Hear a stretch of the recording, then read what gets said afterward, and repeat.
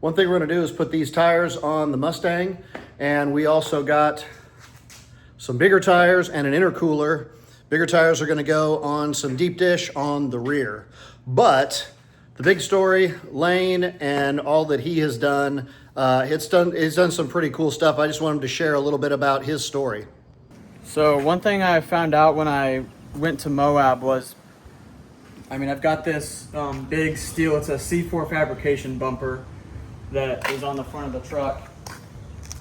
And one thing I found out about it when I went there was it was starting to sag a little bit while I was on the trails, because I'm smacking it on rocks and stuff, going up rock hills, so the bumper started to sag just a little bit. So I got home, I took the bumper off, and then Tacoma frames are all 1/8 inch thick steel. So I took these plates, these are 3/16 thick right here, and I cut off the factory Tacoma bumper mounts or whatever. And not to mention all the bolts on those were actually all fairly stripped out. So, it needed replacing anyways, but I hacked that off, I used a piece of cardboard as a template of the shape that it needs to be, and made sure that it fit up with the bolt holes, the mount holes that are on the bumper.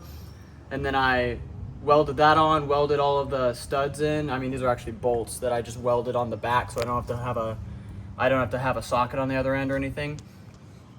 And I made sure that it all fit up to, the 3 bolts fit up to the bumper, so that none of the bolts were off or anything. And then I also had to measure these to make sure these were the correct width apart, because I didn't want if they were too close or too far apart on, this axis, that could mess things up. So I tack welded them on, and then I put the bumper and put it up there. It fit perfect. So then I finish welded it and painted it. And I've got these are grade 8 bolts and nuts that I have that I'm going to go on it. So it'll be really hard to strip these. It really should be just fine, I think. And kind of point this out here, what you noticed. Another thing I noticed on this truck too was, and I kind of suspected this ever since I bought it, but it actually has a little bit of frame damage. See, these are the crumple zones here, and you can see this is kind of bent in, and it's also bent out on the bottom and the top a little bit. Whereas on the other side, the driver's side, it is not like that. It's perfectly flush.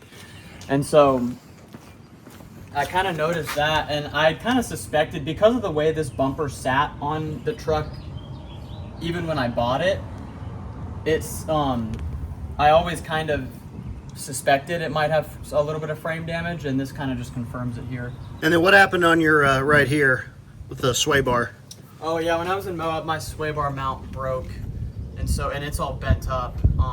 So I'm gonna have to, I haven't bought a new part for it yet, but I'm gonna look at a new mount. Because is that new down here? No, this was new. Yeah. That you did, and then all of this you kind of redid, Yeah. and then that's the sway bar end link is custom that you made. Yeah, it is. And the knuckle is all gusseted, welded together.